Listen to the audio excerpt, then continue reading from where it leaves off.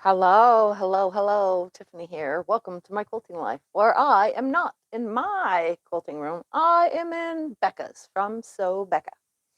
Yep, I have taken over her room so that I can play on the long arm while she's at work because there's nothing else better for me to do. So that's what I'm going to do is play here, trying to get the comments started up and everything situated. I know it's a random live. Hi, Sandra. Hi, Dawn. We'll let that work. So, Melanie. Hello, hello, everybody. I will change the position of the camera as soon as more people find today's video. I am working on a on-point log cabin blank block. I'm going to call it that. Log cabins with blank blocks because it's on point. Instead of putting the log cabins in the blank spots, it's just got the blank border and side setting fabric, which, you know, it works and it's giving me an advantage to playing with the computer while doing free motion and ruler work. Aha, see, I can do all three of those things now. It doesn't come out perfect. No, by no means. I'm not the best at this. All right, so let's see where we were. Jackie, Brenda, Jacqueline, another Jackie, Diane, Betty, Jolene, where it's going, Cheryl, Barbara, Gloria, Scotty, Laura. Now remember, I am alone here. I can see comments as best as possible. So Scott's on the other end in Arizona. So if you need anything, ask him. But if you need my attention, since I'm not near Scott and he can't tell me what questions are, if you need my attention, just type the little @ symbol, Tiffany's Quilting Life, and it will shoot me a message in red on my screen. All right, so I'm going to bring the camera closer without, you know, killing you guys with movement. So this is what I'm working on. Now I'm going to put this about right here and tilt it down. I don't have a way to mount it on her thing, let alone do I know how to mount it on her thing. So I'm going to just do this my way. Wait, let me look. Let me see. Where does this go if it wasn't right here? No? Yes. Where could this hook? I don't know where it can hook. I'm not even going to bother. All right, so I'm doing something totally different in the log cabins, something totally different in the outer side, and then something totally different in the blankness, log cabin blankness. That's what this is. Bring that a little bit closer for me to see. And I'm going to start with the log cabin. I'm going to go all the way around it. I've already got two sides of it, so I'm going to go down, up, down, up, down, up till I get all of them from one side to the other, which apparently you're not going to be able to see that unless I go right here. I got to be able to go across the whole entire thing. There we go. Is that good? Perfect. Sorry, I'm a disaster, you know. So I'm going to drop my needle down. I don't have the gears on. I will turn that on when I go to do the blank spots. And I'll show you what I'm doing, what I've learned. So right now I'm ruler working around the edges, stitching in the ditch. When I get to the inside of a block, I'll bring the camera close so that you can see what I'm doing in the log cabin block itself. This quilt has a little bit of fullness to it, so I'm kind of trying to make it work in. I don't have my normal rulers here because Becca doesn't have all the extra rulers that I do for all the extra quilting because she now has automation. So she don't need those things. But I'm doing automation and free motion just because I'm playing with it, and she doesn't care what I do on these quilts. She just says, here's a pile of quilts, have fun.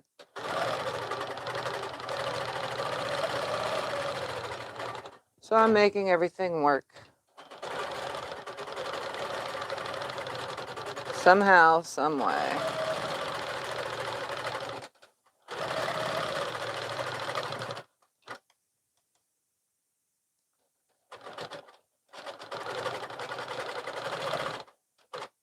I gotta change that needle position down. Driving me bonkers. See, right here I have some fullness. Just gonna smush it out and then put the ruler down on it.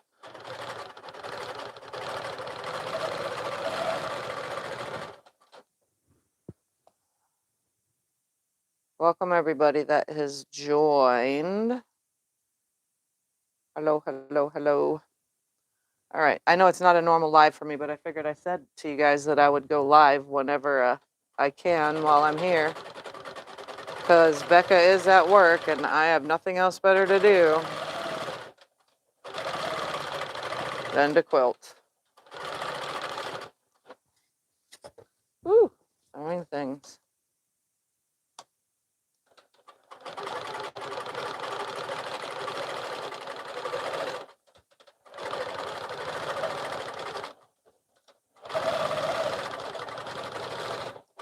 So I'm doing a meander in this outer section. So I'm gonna meander what I can right here. And then when I go to the other side to start the blocks, I'll meander the side there too.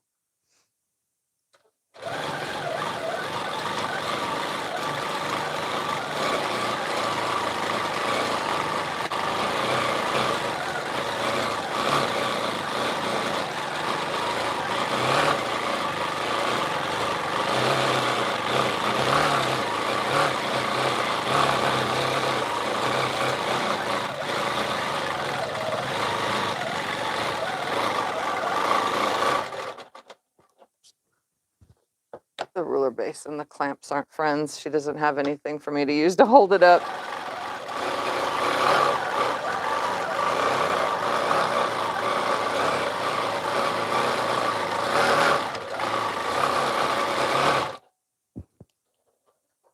All right. So there's a little meander right there. Where did I put the snips? Way far away from me. All right, I'm gonna go to the other side now.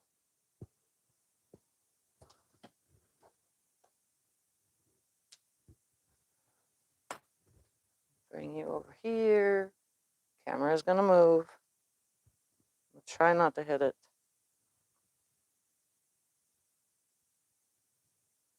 All right, you can see the block. As long as it's not in my way. I don't need the camera in my way.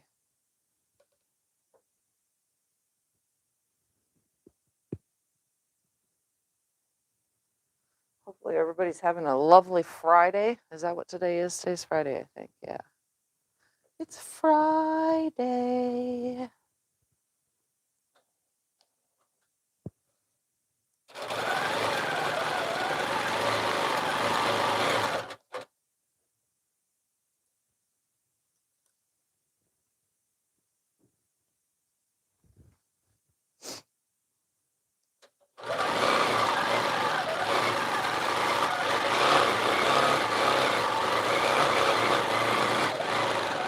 Oh, I broke thread, which tends to happen.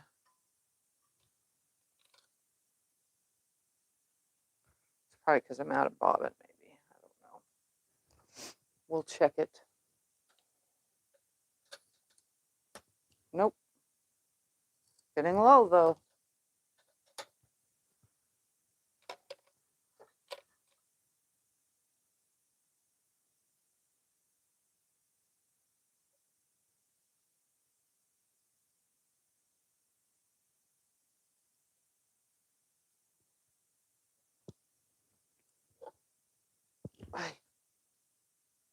that string right there. I go back about an inch beyond where the thread broke. That's how I do this. And then I just backtrack on my previous stitching.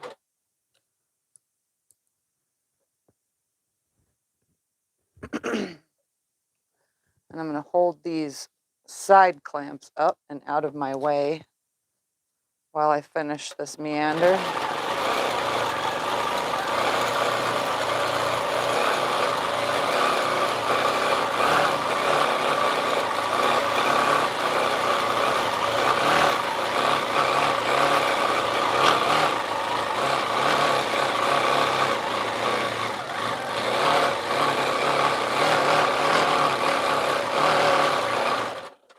All right, now I'm going to trace the block to where I'm at my starting point for what I'm doing in it.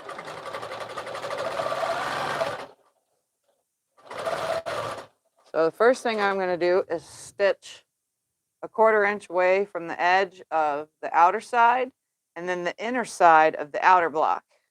And I'm going to do that on the same other one. And then the next round, I'm going to do words are not coming to me. I'm going to do something there. Ay, ay, ay. Move that over more.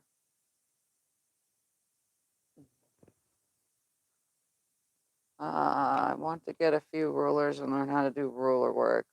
What basic rulers would you recommend starting with? I recommend the Natalia Bonner 4-in-1 long arm quilting ruler, and then Handy Quilter Handy Versa tool by Handy Gadgets. This thing that I cannot see right there. That is also like a easy one to get. And then a straight edge. You need as many straight edges as you could possibly get.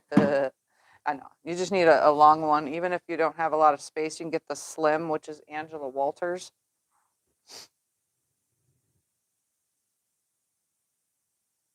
This will probably push me towards computerized quilting when someday I can afford it. And it's only to get more stuff done and allow more options. Of course, I cannot afford it right now, but the thread is tangling. Sorry. I can't afford a computerized system right now. All right, what did we get stuck on? Nothing, nothing, nothing. I have no idea what's happening with the thread today. It's not happy with me when I'm on camera. This is an on-camera thing because it wasn't happening when I was off camera.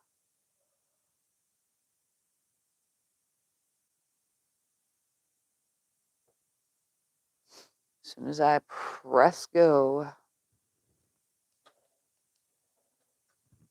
Also, Becca's machine is different than mine, so even though I can quilt on any machine, they all have their little quirks. You know, mine even does if you were new on my machine. So I'm not 100% used to it.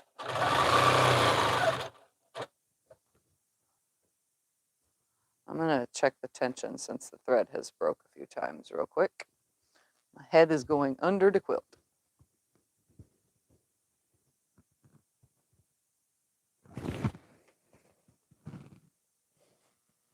It's good.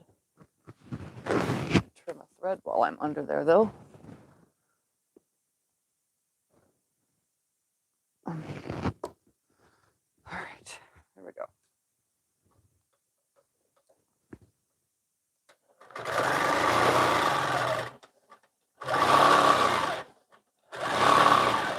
Trying to make this work with the camera right here.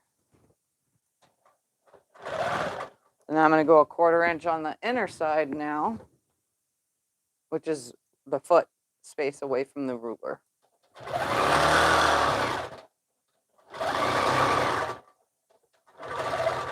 Go beyond it, pivot.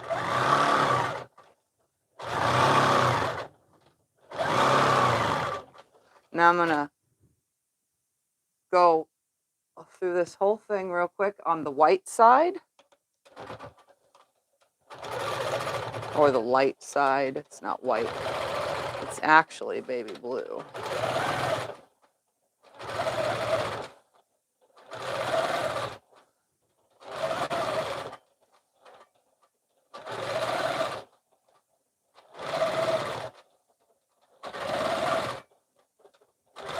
Baby blue and purple, that's what it is.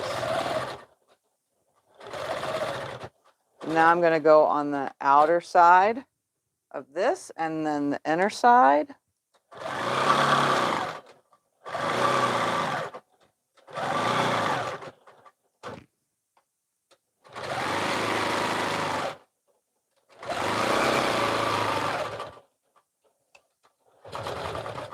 And what is wrong with you, thread?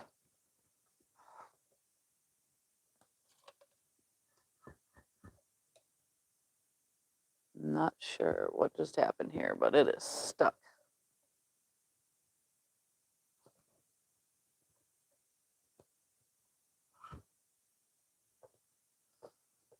Let's see what's going on underneath. Look at this. It makes such a crazy experience. You guys get to see all the craziness that goes into this whole long arm quilting thing.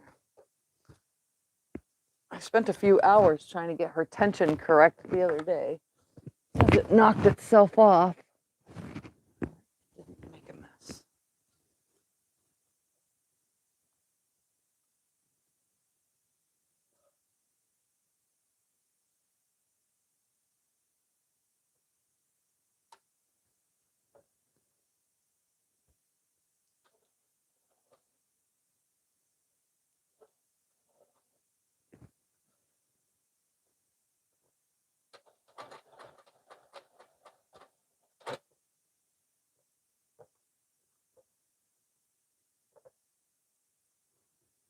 I will check the comments periodically, my friends.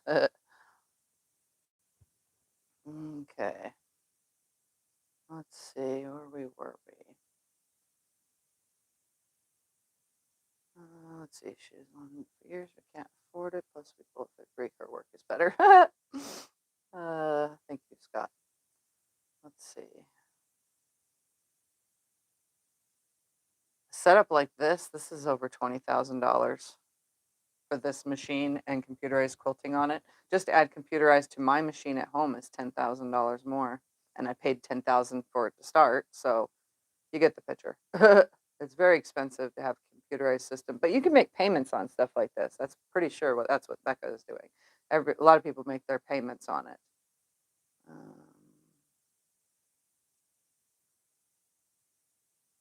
Plus, we don't have the budget to add payments to our stuff. That's the only reason why I can't afford computerized right now. All right, nothing important. I shall set that aside and continue on with what I was doing. Here we go.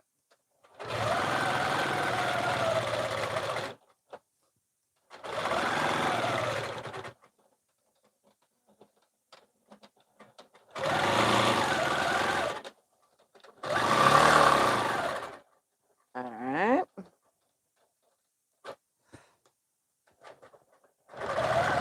I'm going to go back up now to this purple section right here.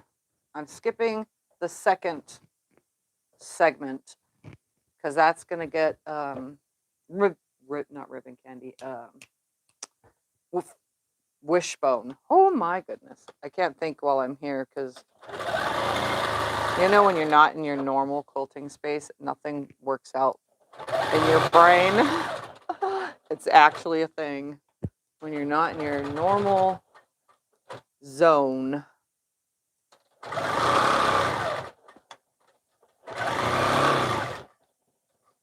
Scoot over and start this one.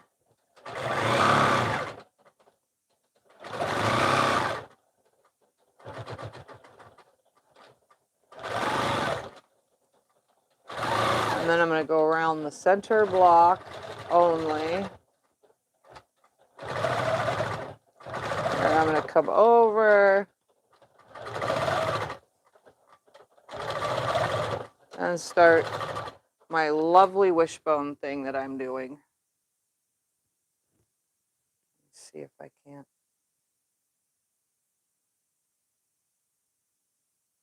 Very carefully, like right there. My arm is going to get in the way probably. I don't have a long enough cord for movement. Is it in the way? It is in the way. I'm trying to do this.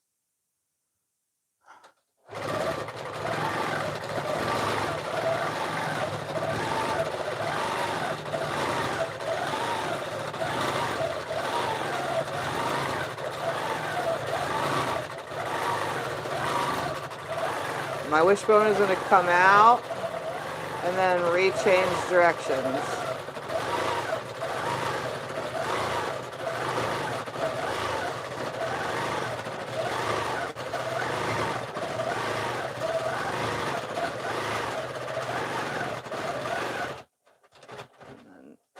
And there, follow this. I'm just going to break thread. That way I don't have to backtrack 500 times in the same spot. I can only do wishbones a certain way. What? Look at this. I gotta check this tension, guys, because something's up here. Seriously? What are you doing, machine? Sorry if I'm rubbing the mic. Let's come back down. Fix this real quick.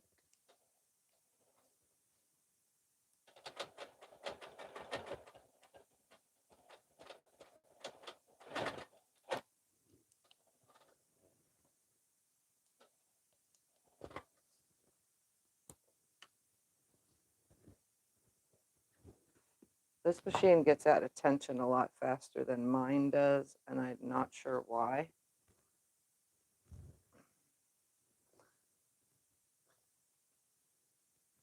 All right. Time for the wishbone this way now.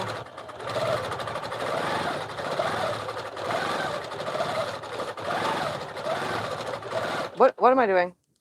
I gotta pick that. I just realized I'm in the wrong spot. That's what I get for being on camera. Same ripper.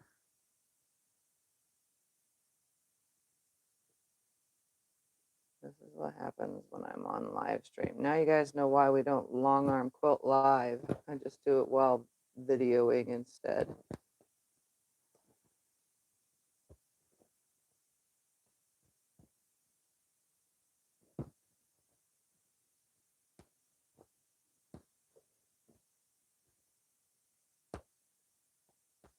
And yes, this is going to leave tiny holes until I put a little bit of water on it and rub them out.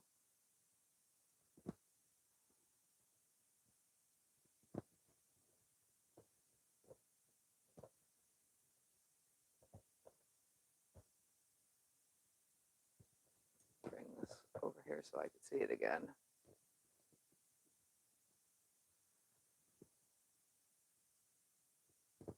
Yes, if people lived closer, you could come learn from me in person on my machine. That's not, I'm used to it. I'm not used to this one, let alone the Pro Stitcher. But we will get to that when we get to the blank spots. And I'll show you guys what I've learned so far. You know?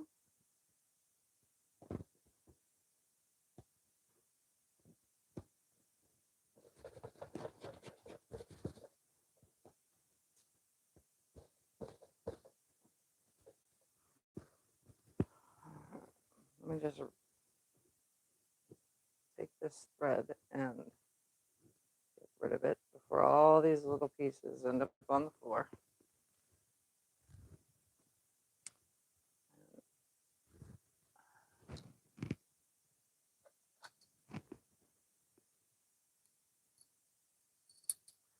That's what's happening. Bobbin got a little tight.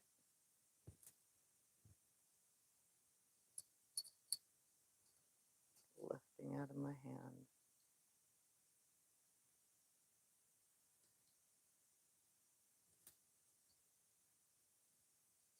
Perfect.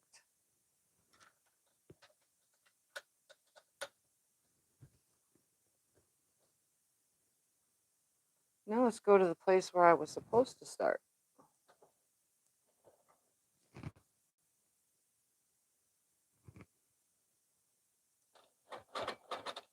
And then once I'm finished with this block, I'll spray it and rub it so that the holes go away.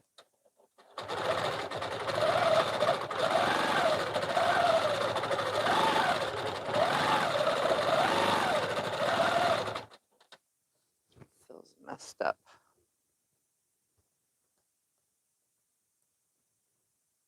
Sorry guys, this has been an ongoing get it correct for Becca when I leave issue. Can't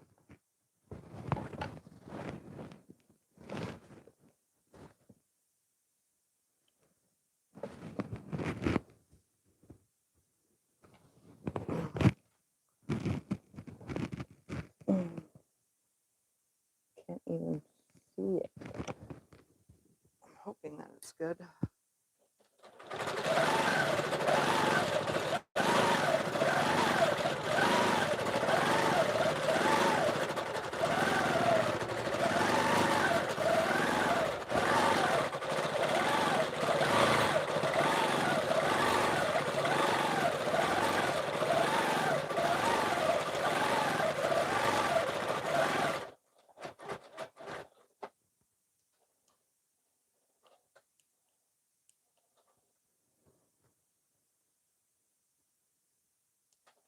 Oh yes, the automation is a whole different ball game to learn. Hey Adam, I just saw you there. All right, let me check this tension under here because I had to adjust it a smidgen. Now that I have the machine head out of the way, I can see it.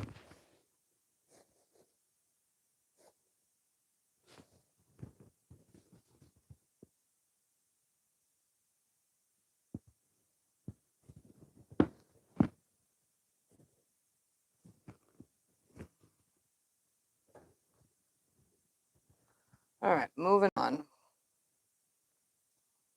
Let me show you what I did by bringing the camera close. Yeah, it's kind of sloppy right there, but you know,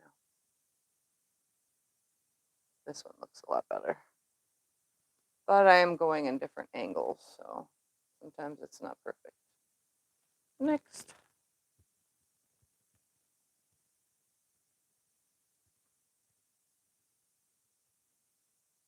Sorry, I can't get the, she doesn't have the space I do on the floor right here.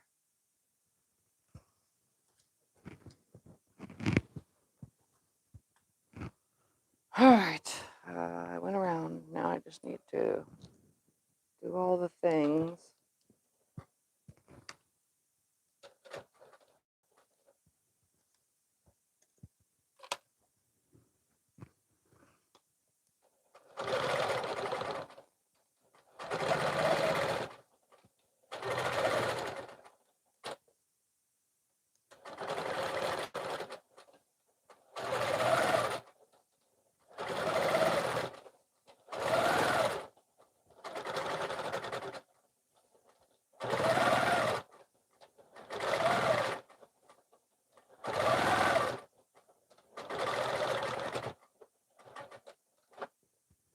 All right.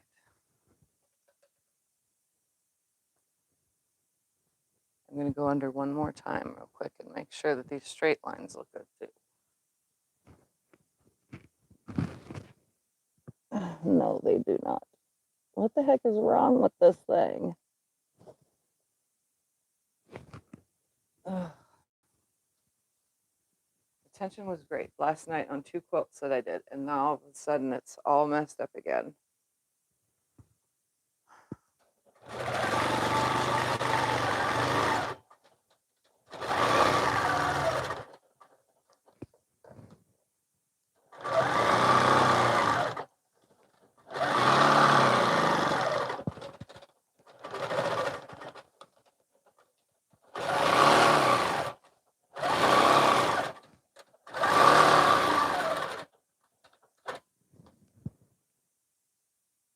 Oh, Adam got a long arm being installed on Tuesday. That's awesome, Adam.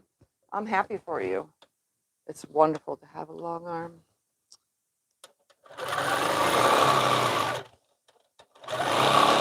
whether it's computerized or not, having one just makes all the sense in the world.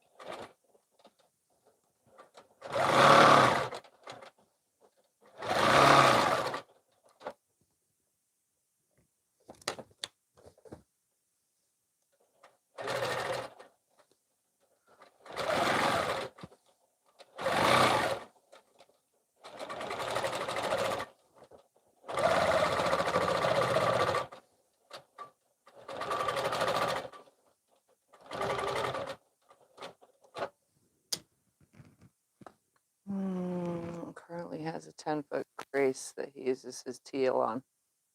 Ah.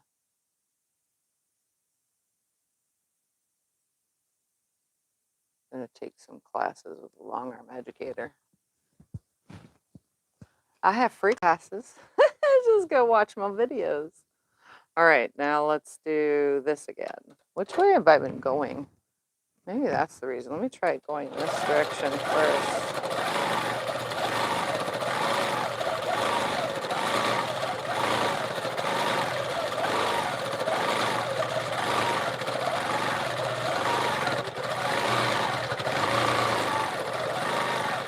Oh, I went beyond my lines. I'm going to leave it.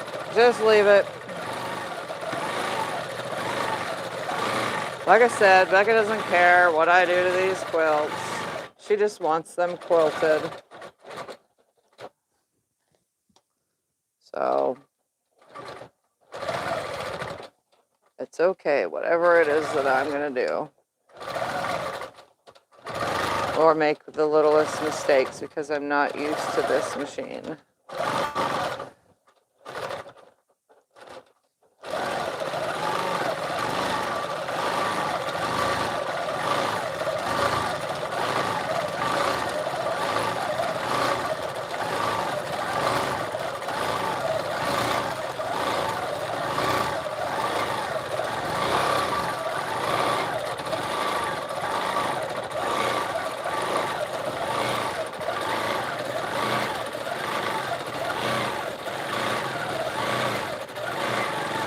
Oops.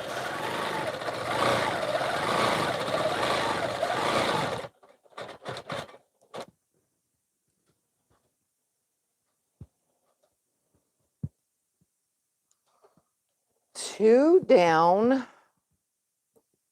Two more to go in this row.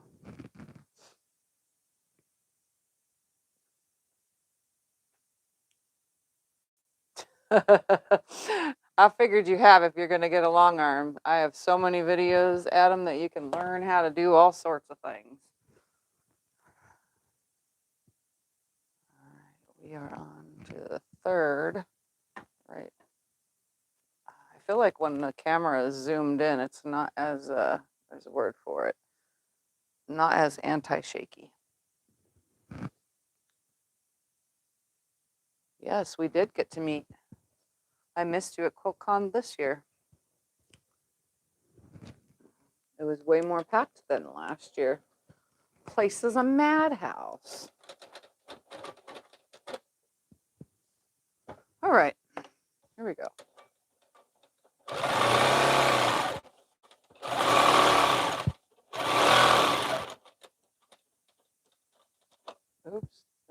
press buttons there on this side.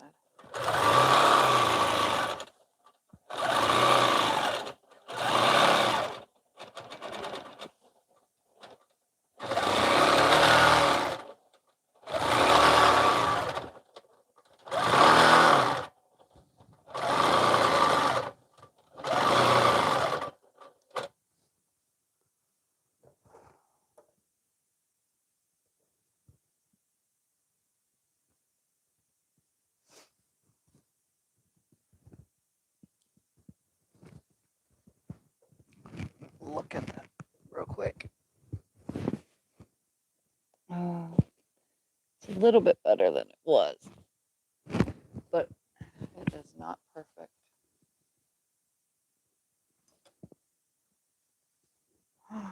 And yes, I float tops, by the way, if you guys were curious. It's the only way to get wonky straight is to float them, for me at least. I won't be going to, what year is this, 26? I won't be going to 27 because that's in Atlanta, Georgia, and I'm going to try to save money for 2027 to go to Houston Quilt Festival. But I will be wherever 2028 is, I will be there. That's a long time from now, but that's where I will go.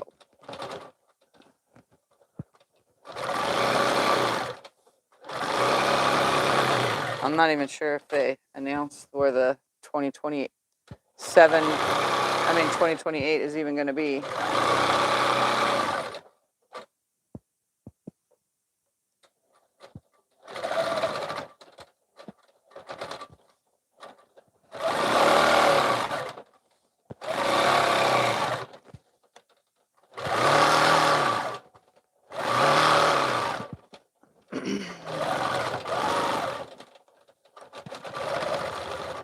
I'm doing this kind of backwards right now in the order of which I was quilting in the first place.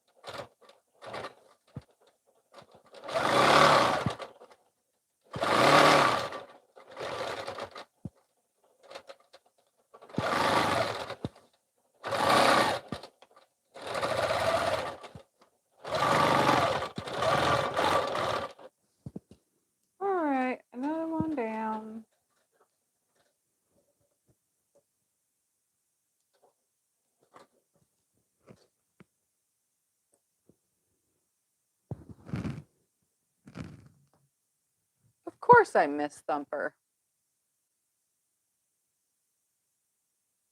Yep, I will like to meet lots of people in Houston too. That gives me that mid-country meeting, you know, for all those that didn't get to go to QuiltCons on the West Coast or on the East Coast.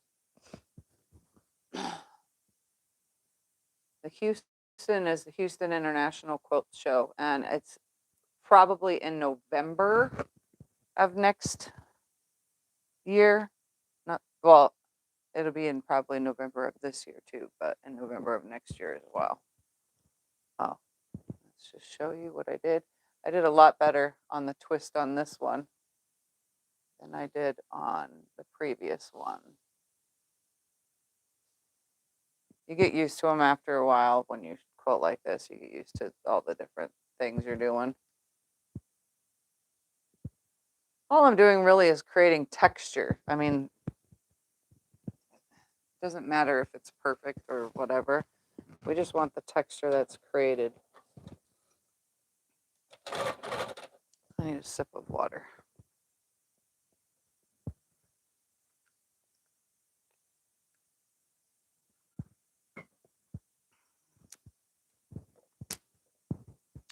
Oops, that's scissors. Can go there for the moment.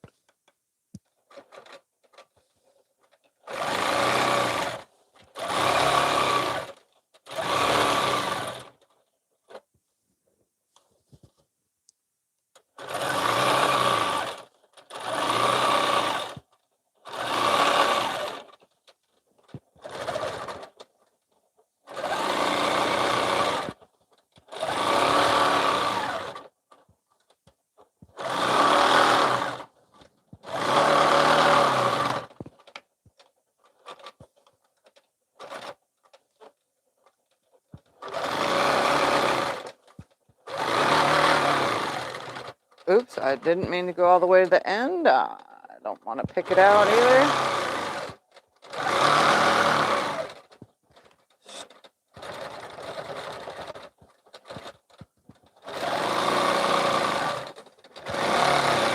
But I'm going to, I did back, no, I'm just going to leave it. Leave it, Tiffany, leave it. All I'm doing is messing around, honestly. Nothing has to be perfect.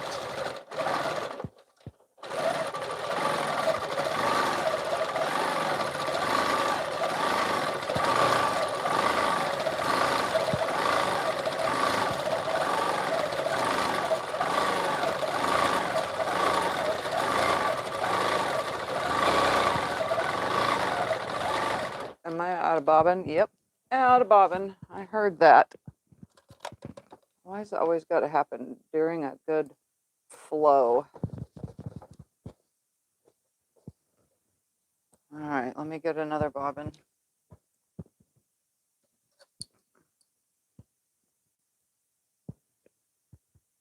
Start rolling another one. It'll be kind of loud. This bobbin winder's a little bit louder than mine. Cut one off and start another.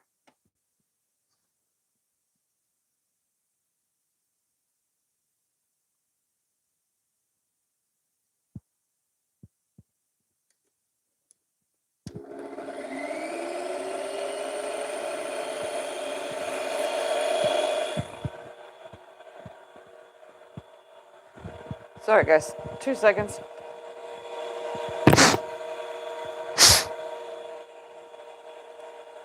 Gotta clean the lint from the mostly lint-free thread out of the bobbin case. And then I gotta go back and put some water on those holes. I forgot all about getting that off of there. Where did I put the spray bottle? There it is.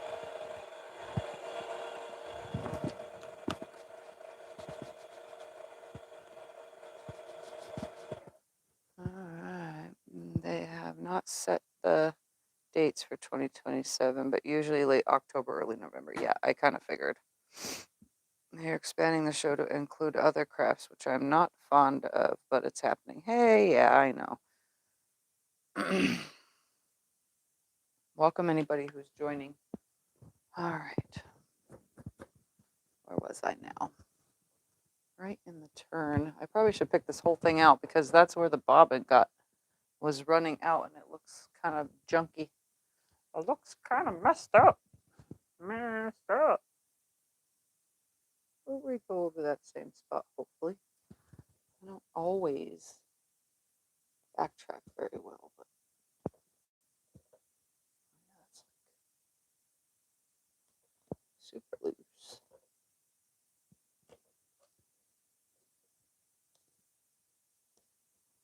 You can see when I pick thread, I make myself a tail, and then I just pull on that tail and pull the bobbin thread up. So it's pretty easy to pick thread. And then I'm going to attempt my best to go in the same stitch lines, because this is batiks, and well, they always, you know, leave stitch lines if, or holes, poked holes.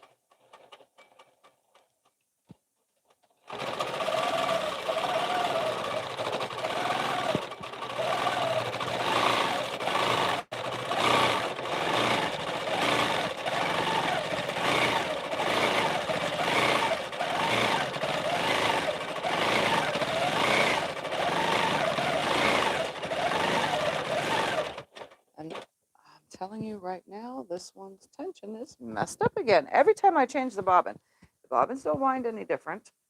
I don't know why it does that. Let's just pop this out of here and fix that real quick. I'm not unstitching, I'm leaving it, but I gotta fix this tension problem before it ruins my day.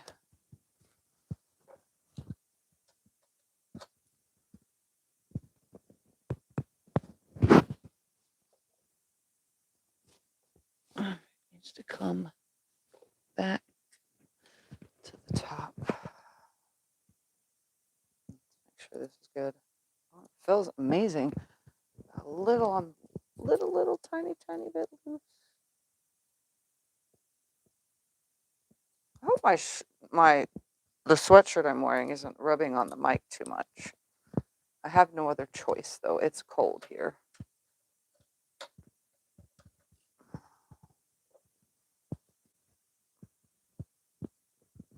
All right, let's see if that's good now. Probably is.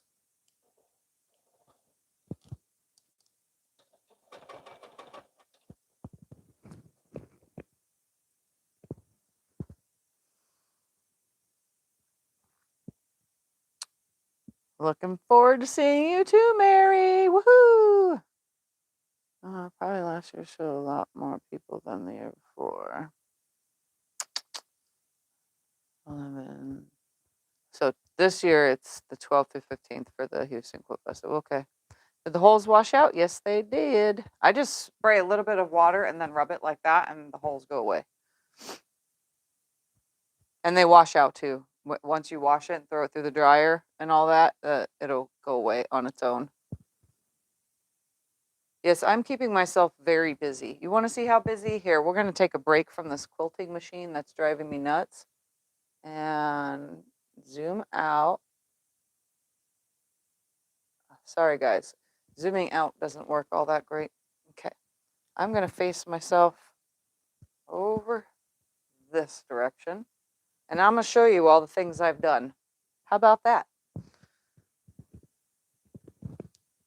Grab all the things I've done. It's on live. If you want to say hi.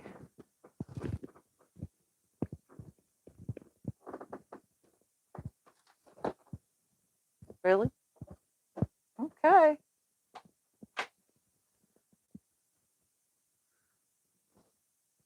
All right. First thing I did was free motion quilted this.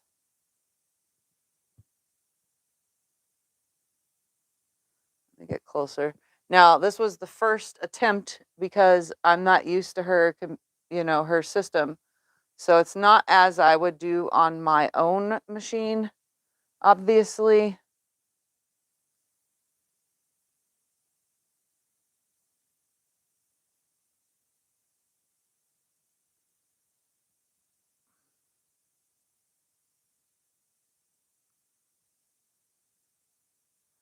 But you get the picture. So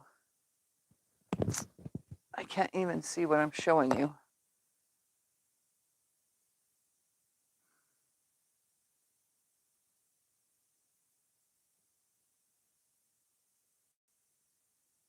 All right.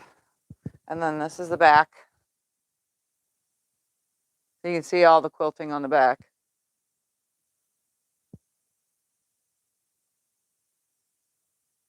So that was when I got here. That's what I did. Then after that, I decided to attempt the computer without help. So this is the computer without help, and I messed it up a little bit.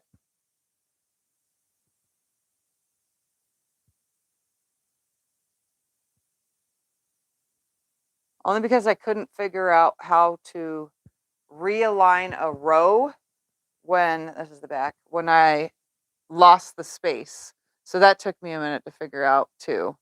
So obviously I think Ian was in here at the time. I had to have his help to try to help me get it loaded back. Then I decided to load a piece of scrap to not only test the tension, but to play with the computer again. So I made this little thing on scrap.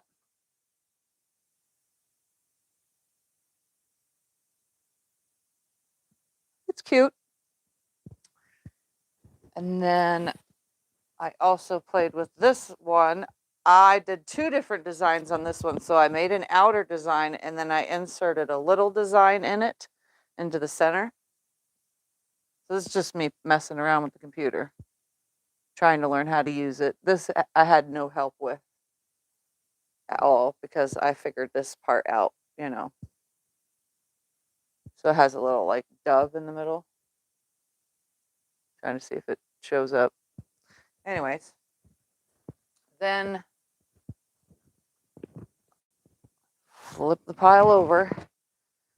These are other people's quilts. Becca does other people's quilts for them. So this is somebody's quilt. Who knows? You could be on the live stream right now. So here is one of the computerized ones I did. I had to have help with, obviously. So this one has a loopy star type deal. Can you see it?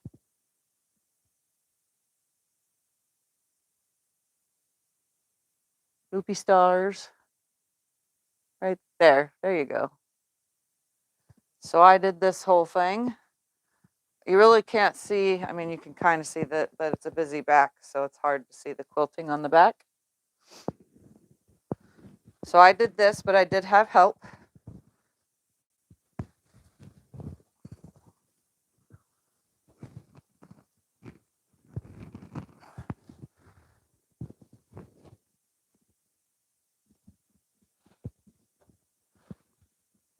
And then that goes with this. Then this was my giant frustration one because I kept having to have Ian come out and help me. I used the computer for this one.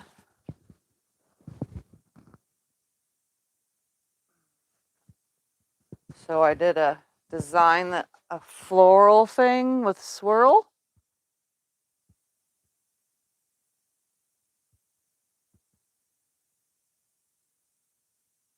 And I really struggled with getting here's the back, to line back up again. Like I would lose my spot, and then it's a crooked quilt, nothing against the piecer, but it is crooked. So what was happening was the lines and the matchup was getting crooked. So in some spots, it's only 3/4 of an inch of gap. In some spots, there's 1.5 inches of a gap. That's not my fault. That is, sometimes the piecing plays into that, but this is just a chandelier quilt with pretty quilting on it.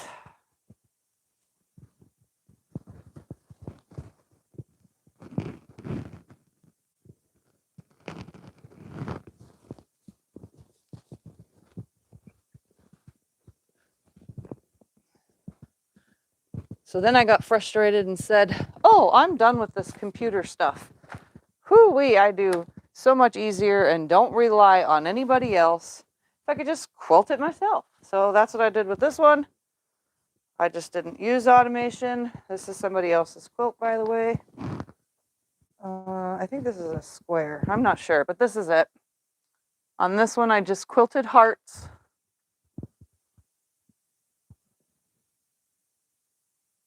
So it's just echoed hearts. It really shows up on the back.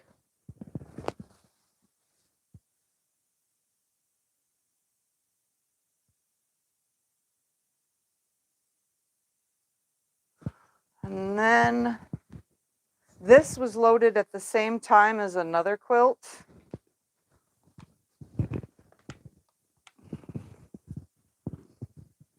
I did both of them, and I went from one design to another all in the same pass.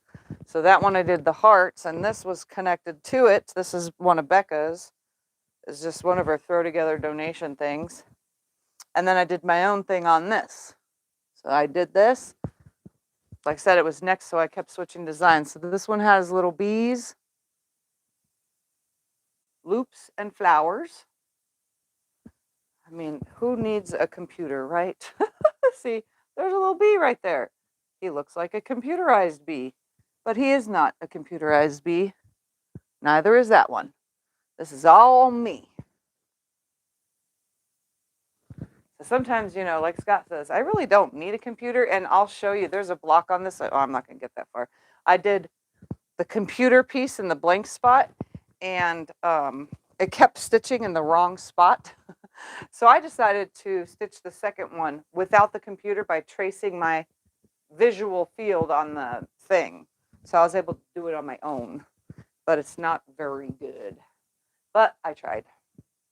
So that's what I've done. And then I did one of Ian's as well, but that's down with him. Yep, that's what I've done so far. So 1, 2, 3, 4. I'm working on the 5th. Those two little ones is 6, 7. I'm not going to count the other ones, and 8 is down in Ian's room. So yeah, this would be 9. I've done a lot of quilts. I stay busy. Yep, I use Glide, but so does Becca. Becca uses Glide here in her room too now. All right, I'm going to put you guys back right here so that you can watch me quilt this. I'm not going to zoom it back in because I feel like it doesn't need to be zoomed in. I am going to look underneath though real quick. Can I see right there?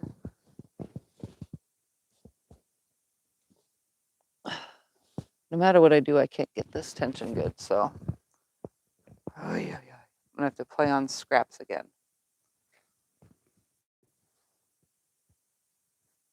Do you have a thread color you tend to use when you are long arming? So Glide thread, and I use all the colors. I color with a lot, but for some reason, I use the color lilac more than anything. I go through a lot of lilac thread. It's a purple. All right, let me get this situated now. No, yes, no, not this one. The next one. This one is the back and forth. Okay, it's tangled again. I'm not sure what's happening today on Becca's lovely machine here.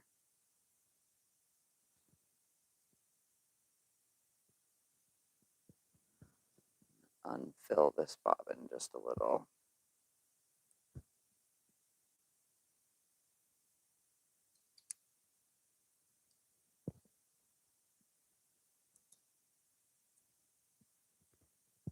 Feels great.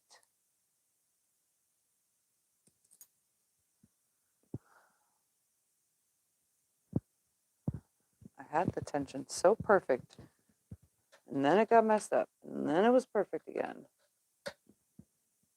I'm not sure why this keeps happening to me.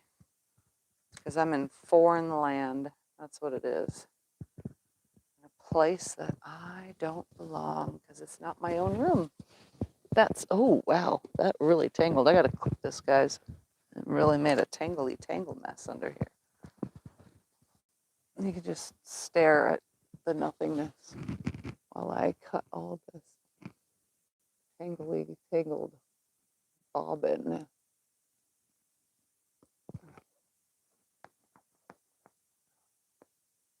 I feel like I'm ruining this quilt. And it's not my fault. It's the machine's fault today.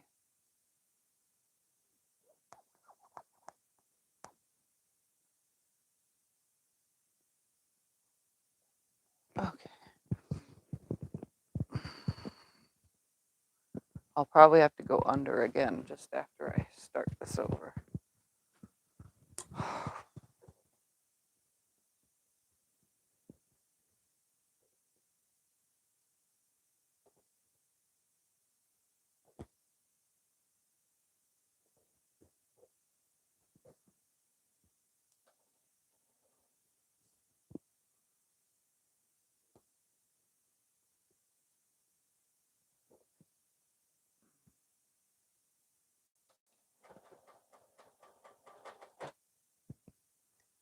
Whoever owns a Longarm or wants to get one, it's really not this hard.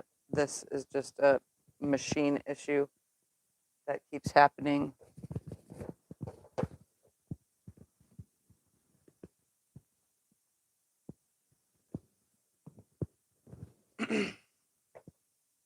All right, let's try this again.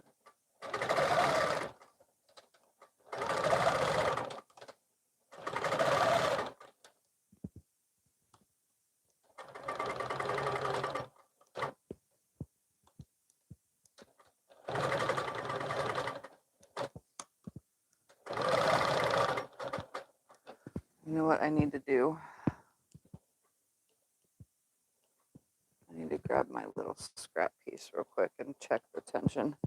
So if you guys don't know about this, I do this often. Usually I have someone to hold the machine for me. Come over here to this end. I'm going to stop this machine from moving right there. I have all these lovely scraps. I'm going to show you what I'm doing because some of you don't know you can do this. Instead of testing your tension on the side where you barely have any room, take your quilt, make sure your machine head, the base is on, you know, because you need that. And we're just going to use it in manual mode and free motion quilt to test the tension. I'm hoping that get it good.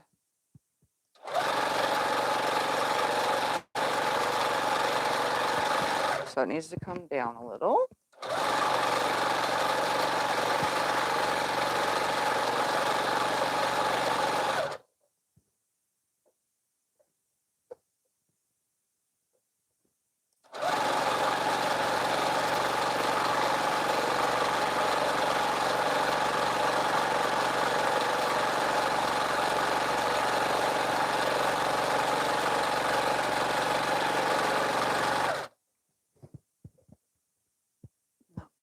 It sucks.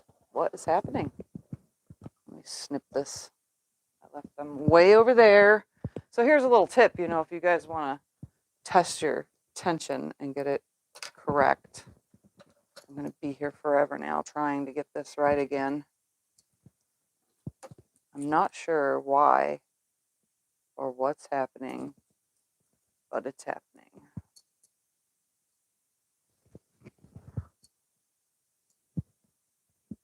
So glide thread usually runs on your TOA gauge between 150 and 200. Yeah, and look what's happening. It's not even coming out now. Why? It's tangled in there. Oh, look at that. The spring popped out and everything. There's her problem. Where did it go? I hope she has another bobbin case or I'm done for the day. I mean, a bobbin spring. Sorry, guys. I got to hunt down a spring now. It went flying. Oh, are you kidding me? Aha, found it.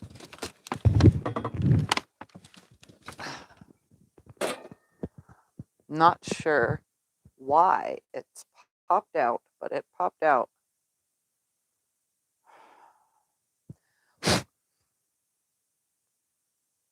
I'm going to put some oil down in there also and clean that out.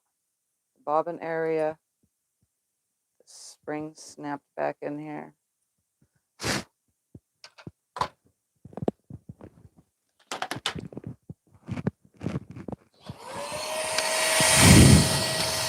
Sorry, she has a little vacuum. That's what I'm doing.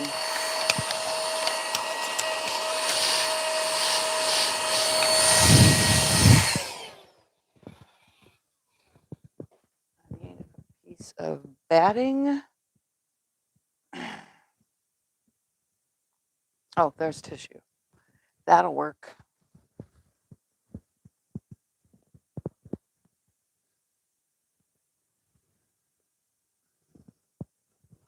All right.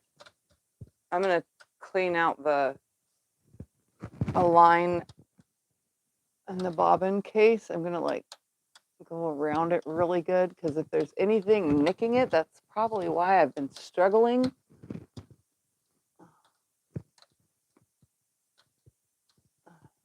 Yeah, there's stuff stuck on the hook and everything. All right, she bought this wonderful kit. Let's see if there's a big screwdriver in here while I knock it all on the ground. None of these are big enough for that.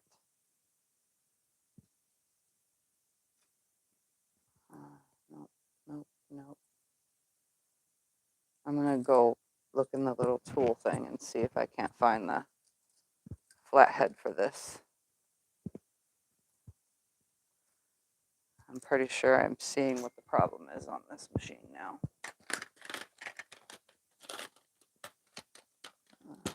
Screwdriver, where are you?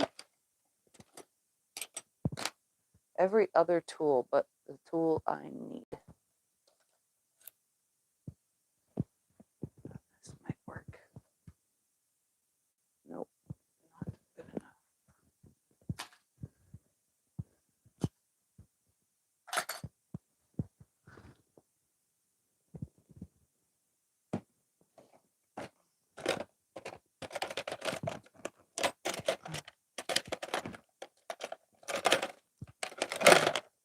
Sorry, I'm digging through her stuff. I feel weird doing this, but I gotta find the... This'll work.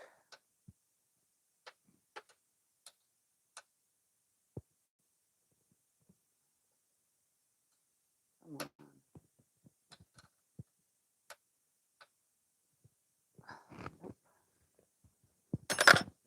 on. One more place to look.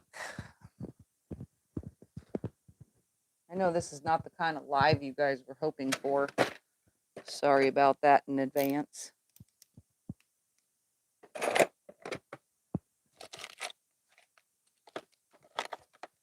Woohoo! Found something.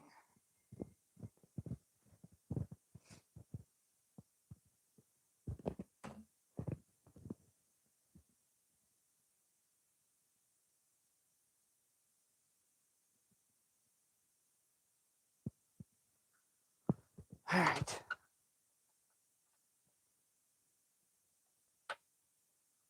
Let's see how bad this is.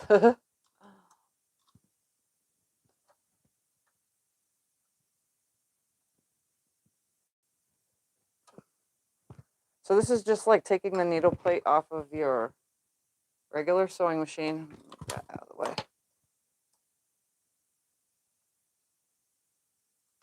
Except this is just a giant sewing machine. It's not horrible. Okay, here we go. We're gonna blow some air. Sorry if it lands in the mic.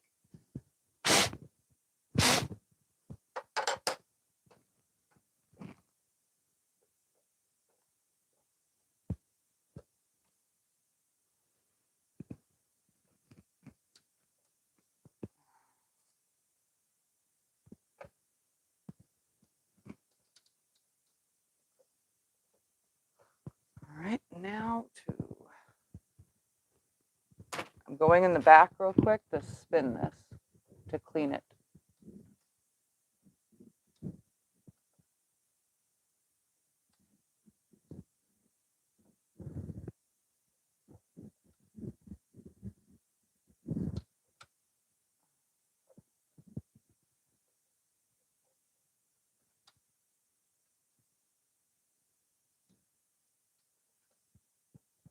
Okay, I see what's happening.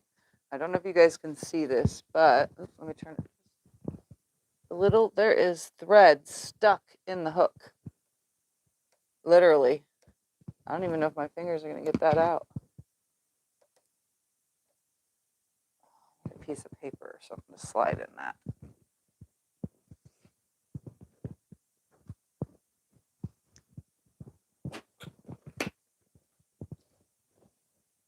A Post-it note should work, hopefully.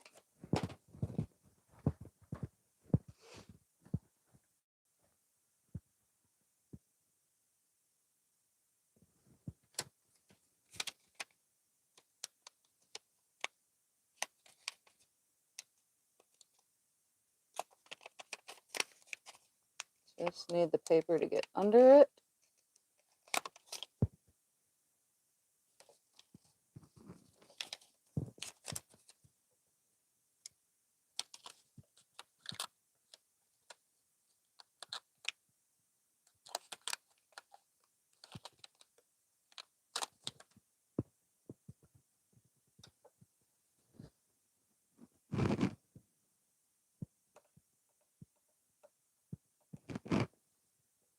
All right.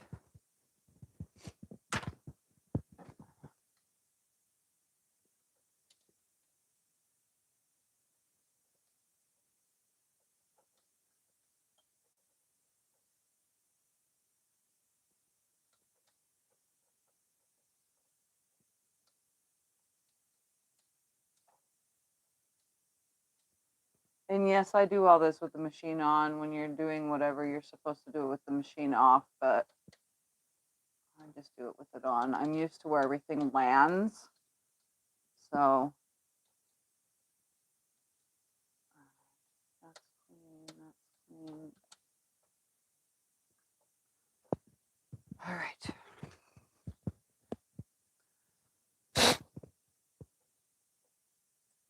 Let's drop some oil in this thing now and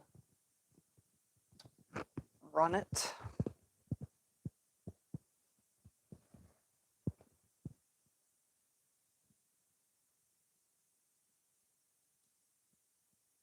I'm going to pull the thread out and I'm going to run it in manual without anything so that that oil can spread throughout in there. Another drop.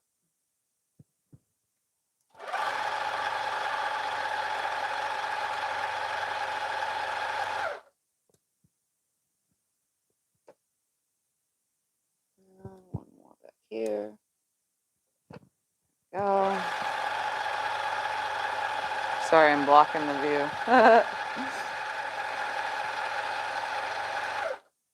All right, everything is nicely oiled up. Let's get this back together and see if I changed a darn thing. You know, I don't see comments right now, guys, because I'm trying to, oops, I need needle up. Oops, wrong way.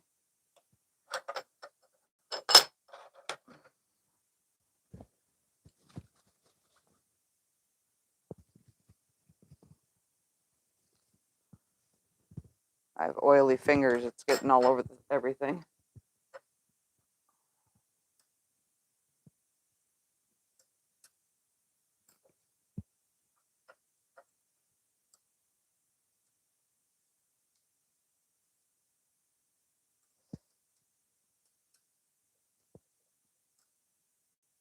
Okay, wherever the screwdriver is, I need that.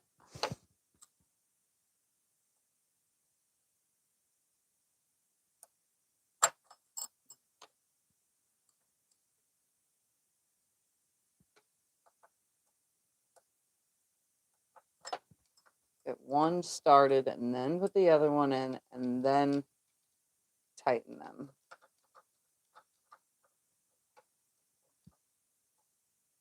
Make sure everything is centered. And put that needle down and adjust. I want this needle plate exactly in the center of that needle. You don't want to accidentally hitting, and you can move it. So you got to be very careful when you put them back together. Mine sits in a different groove than this one, so mine lands better. But when you're stitching at high speeds, you want to 100% make sure that that needle is lined properly. I'm going to hand sanitize real quick before starting to touch anything else. That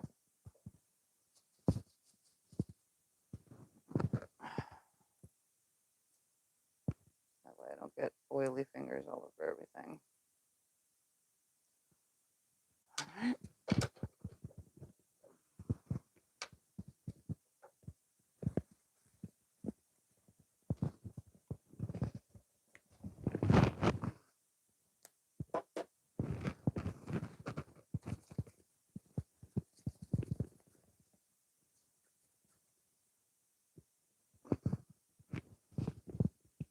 Okay. Here we go. Let's put a bobbin in there.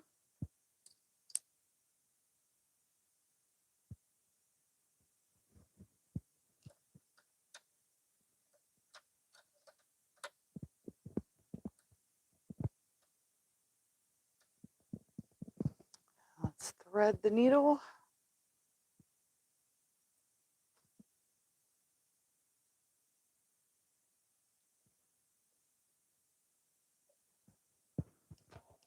Pull up the thread.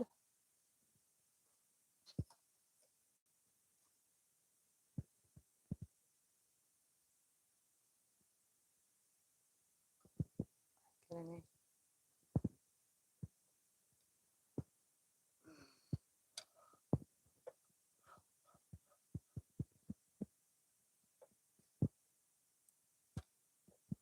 So this is how I do things for troubleshooting issues like tension.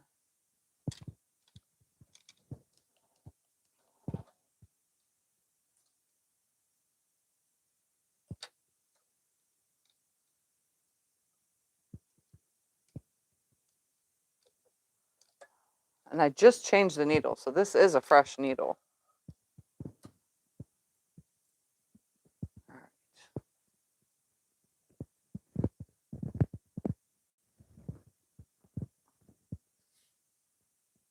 This is useful. Yep. Yep, you still have to maintenance and everything when you have a long arm. You can't just start it up and run it because, I mean, they do set the tension correctly at start, but once you start using different threads and blah, blah, blah, blah, blah, then everything is going to change. Nothing will stay the same. So you have to take into account that you have to learn all sorts of new things, but you have to learn those same things with a regular sewing machine too. So this is just a giant version.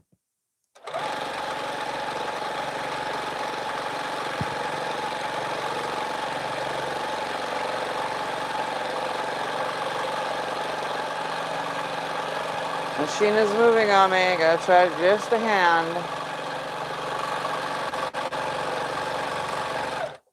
All right, let's look at. Oh, that's sloppy. Sloppy.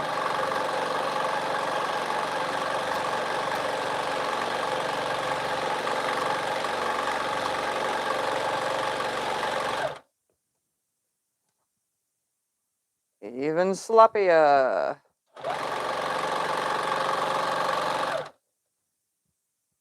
Straight stitch looks nice-ish.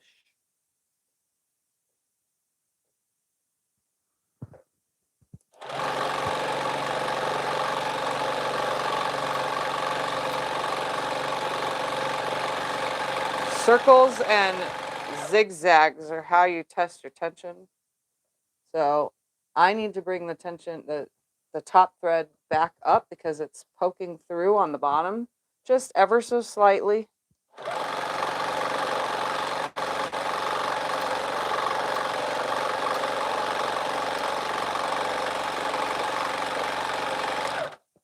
And even though my stitching isn't very good and it's very wide, I can still see how good it is. So at this point, I'm looking like it's getting better.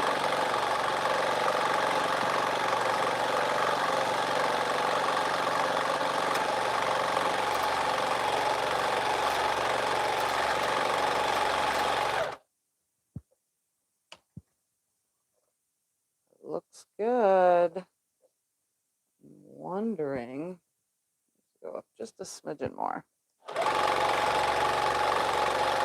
No wonder it's stitching horrible, right? There's no batting right there.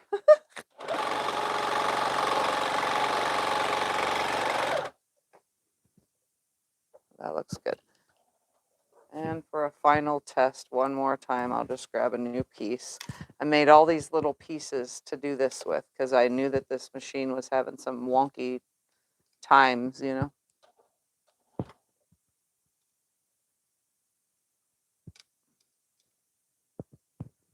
A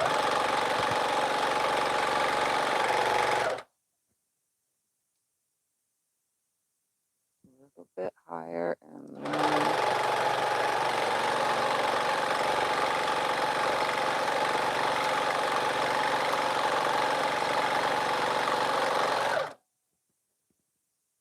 and that looks almost the best. Just a tiny smidgen of an adjustment.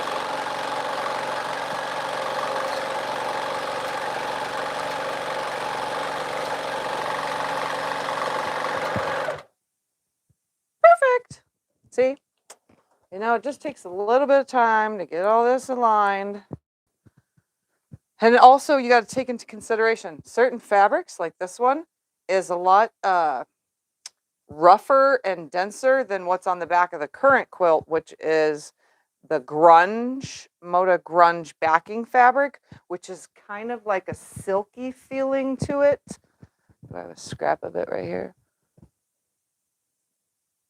No, I don't have a scrap of it right there. I don't know where I put the scrap. Oh, here it is. So like this one, this is that Moda grunge stuff.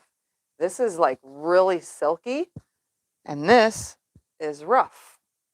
You can feel it in your hands, like super smooth, rough, compared to, like, not rough as in you don't want it on your skin. It's just a different texture. You can feel that this is silky.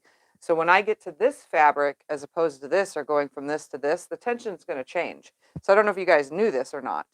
Your tension is not always perfect depending on the fabric. So if you start quilting through a t-shirt quilt and you had your tension all set up for a cotton top, cotton bottom with cotton in the middle, you're going to be all screwed up by the time you start quilting your t-shirt quilt, because you're switching to more layers, a different density of fabric, and a different feel. You're going to be going through, say, the vinyl-y stuff on the shirts, or which you can on the long arm, or you're going to be going through all sorts of other stuff. Just know that your fabric's going to change. And the biggest one that I always struggle with is a batik top and a batik bottom with the cotton in the middle. That, for the life of me, the tension is never perfect, no matter what machine I've ever played on. So just know batik tops and batik backing fabrics, the combination of the two, the stitches, you just have to get that you got to be super careful with your stitching to get it right. All right, now that I got this all figured out, I'm gonna slide, oh, I gotta disconnect the machine. I use the side clamps to hold the machine in place when I do that, when it's just me. If Scott was in the room, I would have him hold it for me. Ain't I clever? All right, side clamps on. Let's go back over here. And I was on that block over there when everything went crazy. All right, here we go. Back to this side. Let's see if I got any. Is the grunge like sateen? Yeah, it's kind of pretty much. It's silkier. The Moda grunge backing fabric. It's even silkier filling compared to. And I say silky because it's just like, you know, water droplets off of it kind of feel. You know, the regular grunge is not like that. Regular normal grunge is not like that, which is weird. I don't know why. Tula's backings. If you guys have ever felt Tula's 108 backing fabrics, from those feel like silk. I got a cough, excuse me. So if you guys ever felt those, they feel like silk. Don't know why, they just do. It feels like sheeting for a bed, you know. So those also are, I mean, yeah, everybody wants them as their backing fabric. You just got to make sure that your tension is adjusted just right, because it can get thrown off. Like this one is the grunge on the back of here. So obviously it's getting thrown off, but obviously the machine was a little dirty in there. Correct way to deal with the dial. Okay, I'll just show you right now while we're right here. Let's turn this facing here. So top tension is usually the one you mainly adjust. You don't have to worry about your bobbin. That's an every now and then thing. So if you're seeing eyelashes on the top of the quilt, you need to turn the wheel back towards you. So spin this counterclockwise. If your eyelashes are on the bottom, then you're going to turn it clockwise. So dial it away from you, away from if it's on top, or I mean on the bottom, and if it's on top, back down to the bottom. Did I just say that right? If these are on eyelashes on the bottom, you dial it up, means clockwise, and if they're on the top, dial it back down. If that doesn't solve your problem, then your tension from your bobbin case is going to be the exact same thing. When you test, oh, see, now I'm covered in oil again. Look at all that oil, guys. I did overcoat this because I wanted it to be nice. When you're testing your tension right here, if it lifts up in your hand but smoothly comes out, that is a good tension. If, say, it comes out of your hand, like I can't make it do it, but if it was to lift out of your hand, oops, look what I just gone and did. Then that means it's too tight. So you're going to do that same thing with this little tiny screw. Oops, I didn't mean to hit the camera. This little tiny screw, down to bring it back down, to loosen it, up to tighten it. So right, tight, left, loose.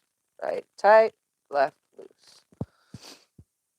And if you have a TOA gauge, I don't know, you can go online. There's lots of charts for all the different threads. Come on, thank you. There's a chart for all the different brands of thread. Glide usually runs around 150.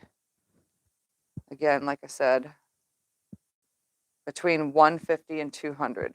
That's the way mine at home does, and that's the way this one has too.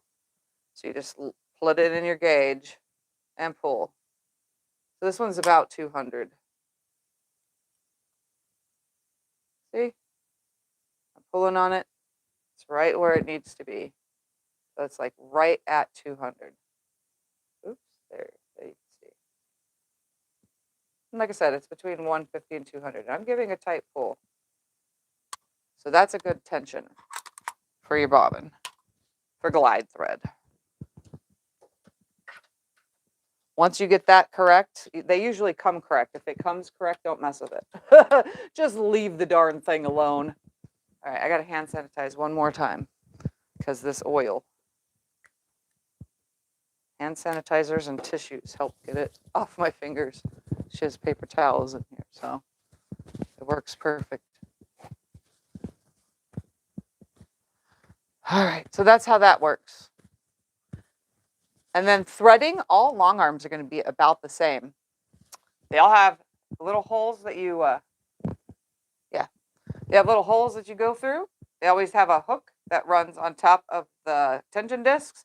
Then you go through the tension disc, grab this little weird hooky thing, and then it's a spring. It's the tension spring, by the way. I just call these weird names. Then under this weird L-shaped thing, but it's upside down, through the thing that goes up and down, you know, that thing, the needle up and downer thing.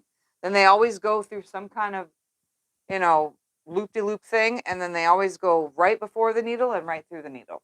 So it's not that hard. Most of them are about the same. I mean, there's some that the path comes from on this side back here, some that come from way, way in the back, but on either side. So it just depends on your machine. They're all different, but they're all the same, if you know what I mean. Some of them even have some automatic, like when you put it through the tension dial, it has a screen that says how tight the tension is, and you can just like dial your numbers. I think that's the, is that the AccuQuilt? No, that's the, one of those machines you can actually, you know, do that with. I don't know which one exactly because I was just playing with them all and I always forget in the beginning. All right. Let's get this done so we can work on that computerized thing. So I can show you guys how far I've come. with computerized. Even though I'm never going to touch it again, at least I know I can do it. All right, where was I? I was right here.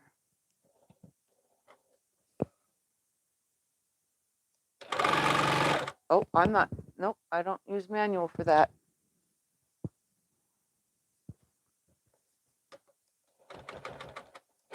All right. Snippy, snippy.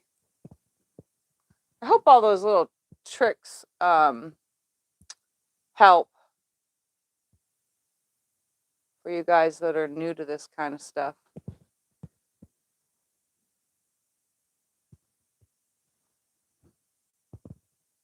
Yes? Hey. What? It's an hour and a half. How long are you going? I'm just going to finish this real quick and then show this. Okay, bye. Okay, sorry guys, that was Scott. I have no free voice to him right now. It's only on the thing. All right, let's finish this part so I can show you guys the computer part. Here we go.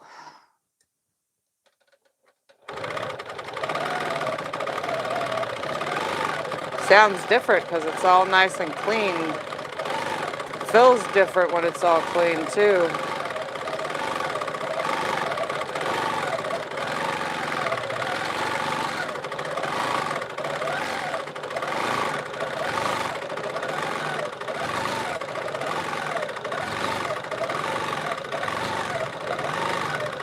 So I did test on a different piece of fabric. So I'm going to look on here and see. Oh yeah, that looks so much better than it was. Wow. Okay, continuing on. I just got to make sure everything's good, you know, here and there. All right, let's finish this block so I can show you the computer part, and then that's it.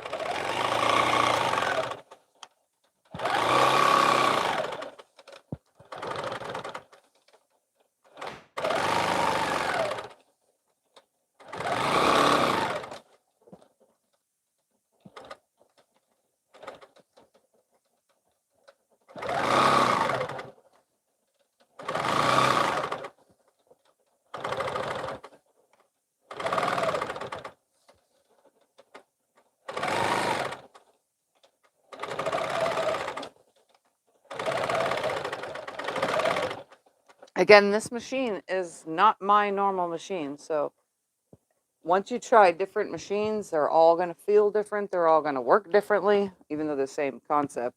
They're all going to have different whatevers to them, you know.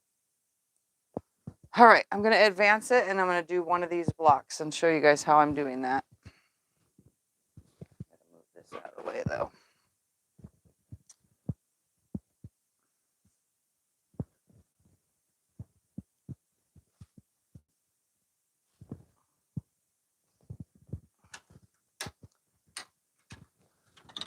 So I need the tippy top point without going all the way back because Becca's handles sit differently than mine do.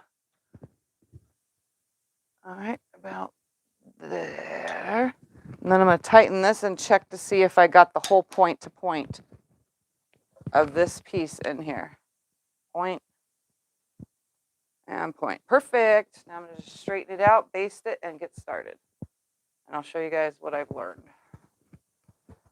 I'm not going to be perfect, and if you're new to the whatchamacallit, to computerized, I do not guarantee what I'm saying is correct. Told you this quilt has some bowing going on. Smooth it out.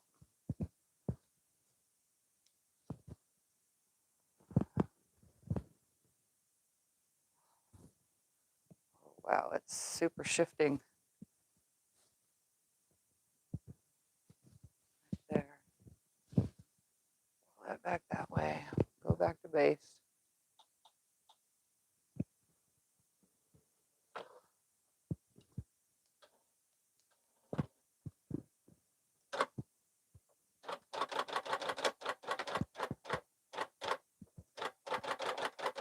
Yes, I am pulling and tugging on this quilt. It happens. Sometimes I have to do that. Not all quilts are created equal. On-point quilts are usually the struggles.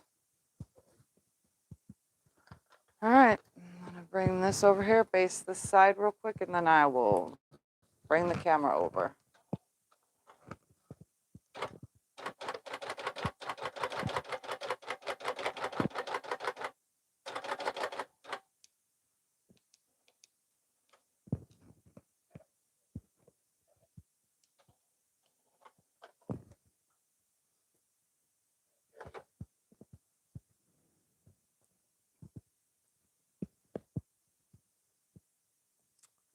All right, here, let's see how I could do this. Okay, so I got to tell you in advance, I'm too short to see her screen without my neck getting sore. So I actually have to stand on a stool for this. So I'm going to bring you guys over. We're going to show you what I'm doing.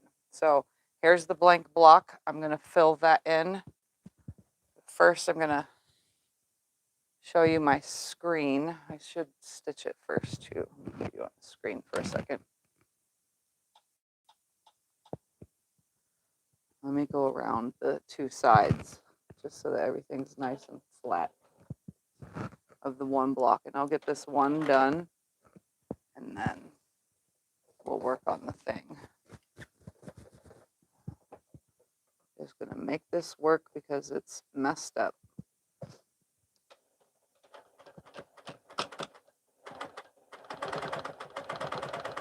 Sometimes I purposely fold or crease quilts. Most people don't know that I'm doing it. But if it's the only way to solve puckering, then I do it like that.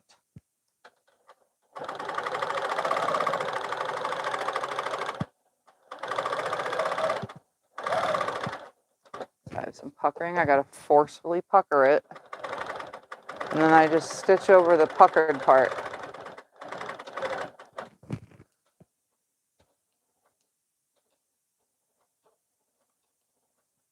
All right, let's do this computery thing. Because I'm not very smart at it. So you can see the screen, right? Okay. I'm going to clear this out. This is the design I'm stitching. Now, let's put it, this one is not in the crosshairs. So what I need to do, exit that out, turn my gears back on so that the machine is tough. And I'm going to find right here. And I'm going to go to area on, oh, clear all, area, quilt space. And then I'm going to press multi-point, go down to my next point, which, oops, got to get that thread away. Put that red light on the next point, press multi-point again, come down to this next one, putting that point right there. And one more point over here. And now I have made myself a square. Oops. Sorry, I gotta make it bigger. Pull it back down so I can see my section.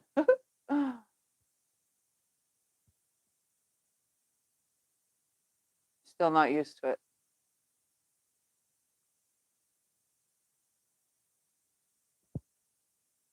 Right there. Okay, so there's my outline.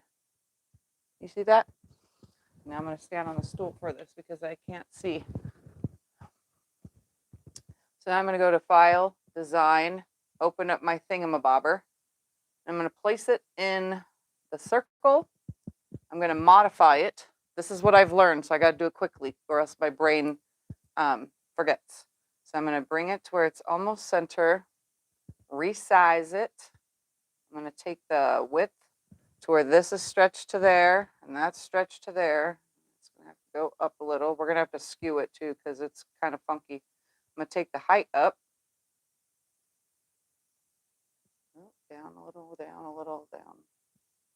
All right, we're going to go to skew it. I'm going to Nope, that's totally not right. Unskew it. How do we rotate right here? Come on. I'm going to rotate this way right here. I'm rotating the whole entire design, at least to the as close as I could get these points. So this one's touching, that one's almost touching. I need to take the height up just a little bit. Right there. So now I have it kind of, touching. Now I'm going to go back to this reposition or rotate again.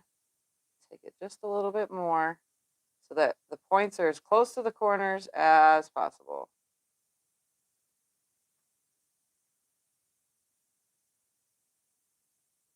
And this is me learning. And go back to, reposition. I'm going to nudge it up a little bit so that way the point's on this edge and that edge. Look at that. See, it's not that hard once you get used to it, I guess. Okay, then I'm going to take this over to the Pro Stitcher. I'm going to have to start a new start and stop because I don't want it to start on that green line because it will stitch this outer portion first and that does not line up. So that I've been manually stitching. So I'm going to take it to where I want it to start, which is right there. My red dot right where I wanted to start, right here. And then I'm going to press new start and end. I'm going to press auto so it's automatically picking up where I am. Click it again, click the new start and end, and then press quilt. And we'll leave that, hold the thread real quick and press run. Proceed.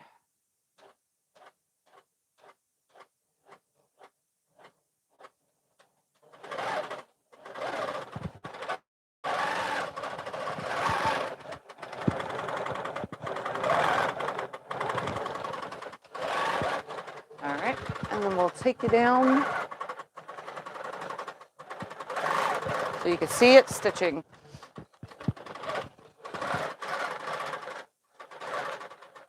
This is what it looks like when it's stitching.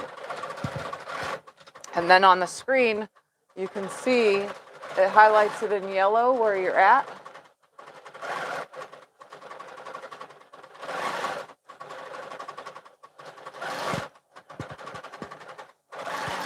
See, I'm doing pretty good for not knowing what I'm doing. I'm trying here, I'm trying. So that way the day when I get one, I'll be sort of good at it. I'll know what I'm doing if I finally get one.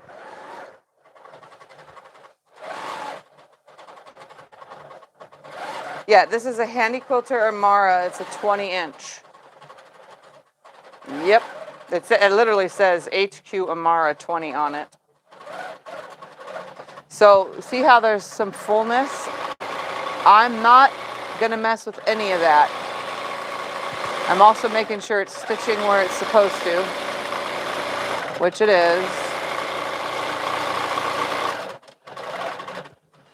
I have a thread right there. You're not supposed to move because they're very sensitive. You're not supposed to do anything right next to it because they're so sensitive.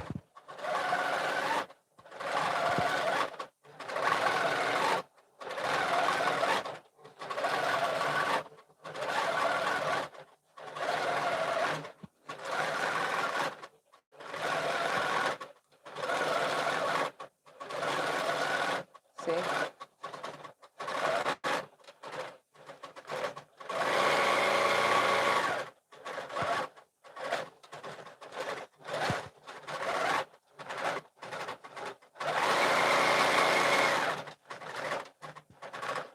So the cool part about this is while it stitches out, you can go eat a sandwich.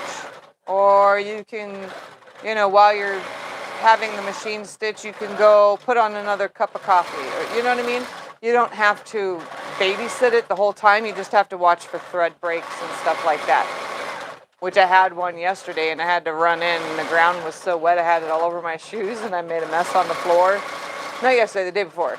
Either way, you know. So you do have to kind of babysit it, but you could sit and read a book or, you know, things like that.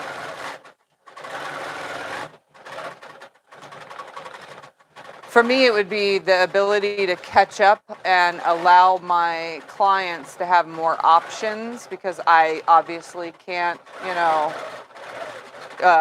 stitch on my own like a motorcycle rider or, you know, like weird Halloween stuff or, you know, like, you know, I just can't do some things. There's a lot, you know, I'm limited to. But I was able to stitch out this design without the computer as well. So, I mean, technically I don't need one. I just have to watch. At home I have the right rulers to do stuff like this. Here I do not. Or else I would have stitched them all manually. So you can see on the screen. So it's at these right here. So when it gets to this red line, it will stop and I will have to do the stitch around it and I don't even have a curve, so I'll be using a straight ruler to do it. It's getting close. Let this sit here for a second. And that way I can finish by showing you how I altered this with the straight stitch that I'm doing.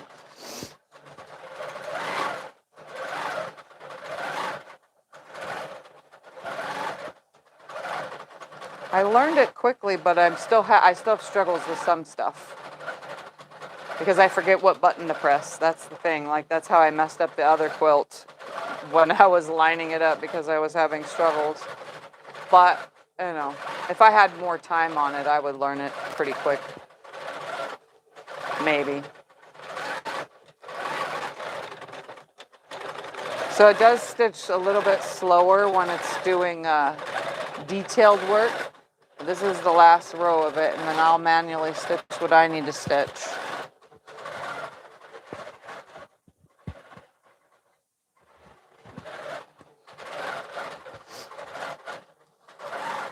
It's just me. Becca's not here. She's at work. Unless she's secretly watching, but you never know. And Ian's working too. Mary will be here tomorrow, and then I'll have someone to hang out with while everybody works. All right, so it's tying it off, and then I'm going to manually stitch now. So you can see it did all that. And I'm going to go ahead and manually stitch it. So I literally have to go up to Pro Stitcher. My neck is bent for this. So I just go to the Pro Stitcher, and then I turn the gears off. And then it automatically turns it off. So then I very carefully use a straight edge ruler for this. Put these up here. I'm going to leave it tied right here, and I'm going to come and do this curve. So I'm going to match it to the point there, backtrack, and hit all these points while curving my ruler at the same exact time.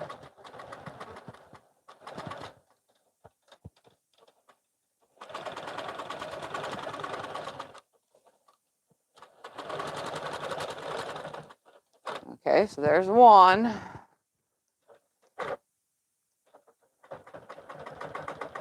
So it's really easy to switch back and forth on these handy quilters. I like that.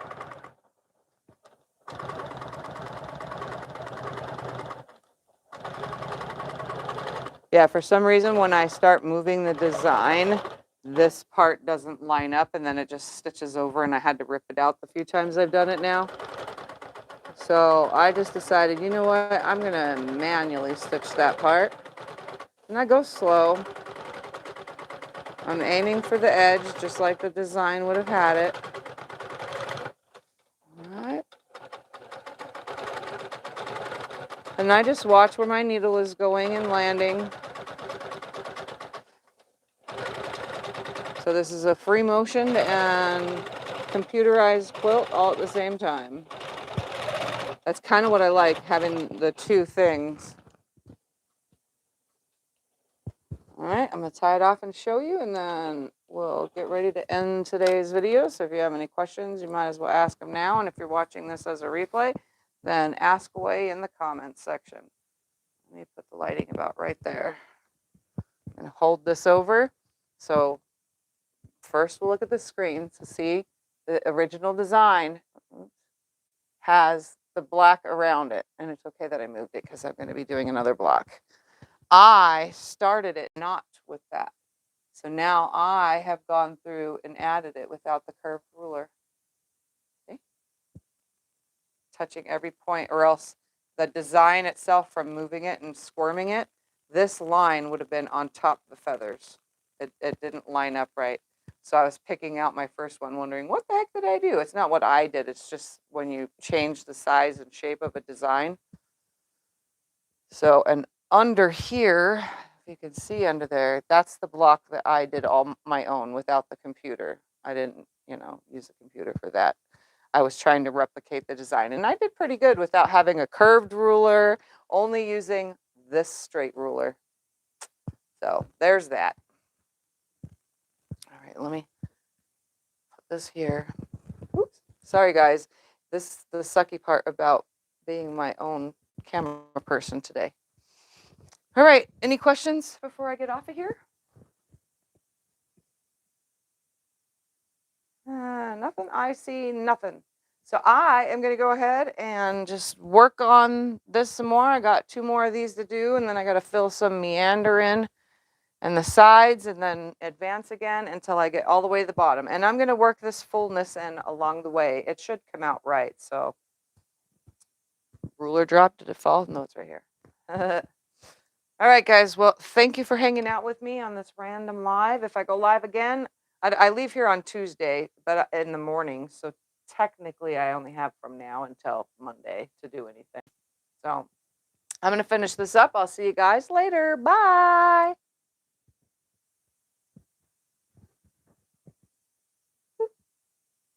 Oh, look at that. I pressed the wrong button. That one.